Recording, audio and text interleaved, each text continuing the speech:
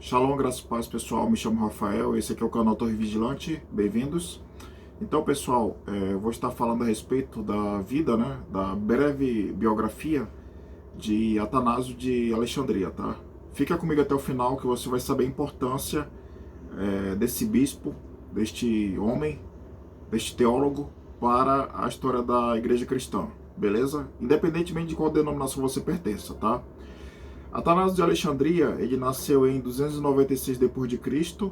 e morreu em 373 d.C., né? Ou seja, ele viveu por volta aí de 77 para 78 anos de idade, né?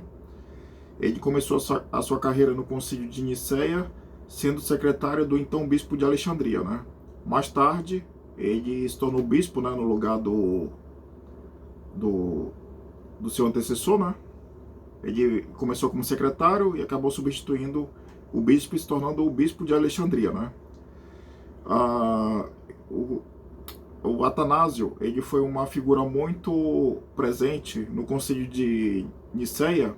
Foi nesse concílio que foi definido o cânon bíblico e principalmente foi definido a doutrina da Trindade, né? A doutrina da Trindade, como já vimos em outro vídeo, cujo link está aqui embaixo na descrição, foi mencionada pela primeira vez por Tertuliano, né? No século II depois de Cristo.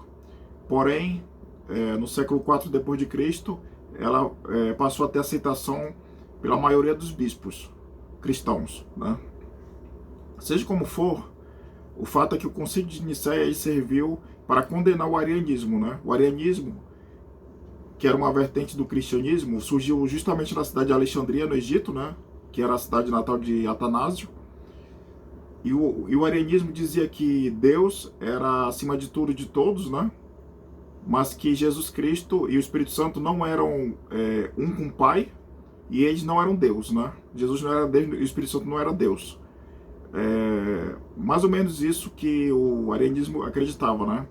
E o Concílio de Nicéia foi convocado por Constantino I, justamente porque Constantino I era um ariano, um cristão ariano, né? Se é que isso existe, mas enfim, cristão que nega que Jesus é Deus, para mim não é cristão. Bom, aí os bispos decidiram que o arianismo era uma heresia e que Deus era três pessoas no único ser, né? Basicamente isso. Contrariando Constantino I, né? Bom, a posição de Atanásio trouxe a inimizade dos seguintes imperadores: Constantino I, né, que eu já falei, Constâncio II, que foi o filho sobrevivente de Constantino, Juliano, que foi sucessor de Constâncio II e sobrinho de Constantino I, né? Joviano, que foi o sucessor de Juliano, e de Valente, que foi o sucessor de Joviano na parte oriental, né? Porque quando Joviano morreu, ele deixou o poder para o seu general Valentiniano, que se tornou Valentiniano I. Aí o Valentiniano I viu que o único homem governando todo o império ia dar ruim. Então o que ele fez? Ele dividiu o império em dois, né? A parte oriental passou a ser governada pelo irmão dele, Valente, né? Que era desafeto de Atanásio. E a parte ocidental passou a ser governada pelo próprio Valentiniano I, né? Mas isso é outra história. Atanásio defendia a Trindade contra a heresia do arianismo. Eu já expliquei o que é isso, né? Não preciso explicar de novo, né? As doutrinas de Atanásio de Alexandria, mais conhecida como Credo Niceno, só foram reconhecidas a partir de 394 d.C., por decreto, né? O Edito de Tessalônica, pelo imperador Teodósio I, né? Depois da morte de Valente, o que aconteceu? O imperador Graciano, que sucedeu Valentiniano I, ele, ao invés de tomar todo o império para si, ele manteve a mesma divisão e o mesmo governo que o pai dele, Valentiniano I, havia criado, né? Ele nomeou Teodósio, que era o principal general do império, para governar a parte oriental no lugar do tio dele, Valente, né? Que pereceu na famosa Batalha de Adrianópolis. E Teodósio mandou soltar, dizem, né, que Teodósio teria mandado soltar Atanásio, né, embora algumas fontes diverjam disso, mas o que é certo é que em 394 d.C., um pouco antes de morrer, Teodósio reconheceu o credo niceno como sendo o credo das igrejas cristãs, né? Indo contra o arianismo. Bom,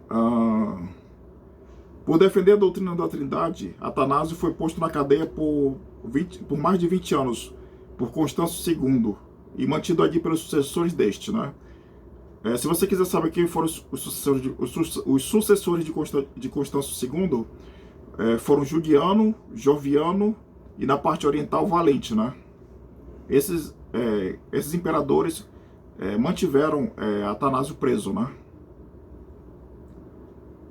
Bom, pessoal, além do credo niceno, existe o credo atanasiano, né? Eu vou ver se eu consigo encontrar esse credo, e se eu encontrar, eu vou colocar aí na descrição o credo inteiro, tá? O credo atanasiano, onde se reconhece a pessoa do Pai, do Filho e do Espírito Santo, tá?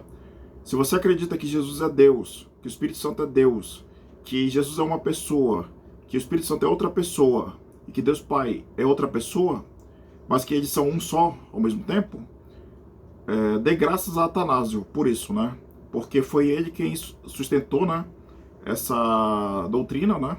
Enquanto outros bispos baixaram a cabeça para os imperadores, né? Os imperadores arianos, Atanásio foi contra eles, né? Tanto é verdade que o lema de Atanásio é Atanásio contra o mundo, né? Porque todo o sistema romano caiu em cima dele. Imagina, o cara passou 20 anos preso, gente. Simplesmente porque acreditava que Deus era Pai, Filho e Espírito Santo e era um só, né? Enfim. Para finalizar aqui, né? O roteiro aqui do vídeo que eu fiz, né? Desse vídeo aqui, eu criei uma frase, né? Essa frase de minha autoria, né? Você pode copiar e desde que dê os devidos créditos à minha pessoa, né? Meu nome é Rafael Galdino. A frase é a seguinte, abre aspas, se você desfruta de uma ideia livremente hoje em dia, saiba que no passado alguém sofreu para que você pudesse ter essa ideia à sua disposição. Fecha aspas, tá? Essa frase é minha, Rafael Galdino, tá?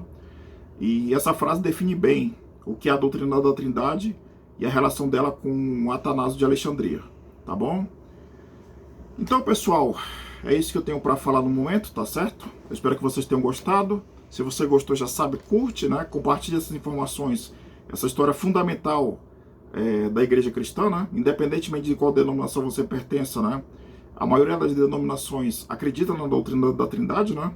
Essa doutrina que só chegou até nós por causa de Atanásio, né? Da sua luta frequente, da sua inflexão às autoridades constituídas e corruptas. E é isso, tá bom? Shalom, graça e paz e tchau.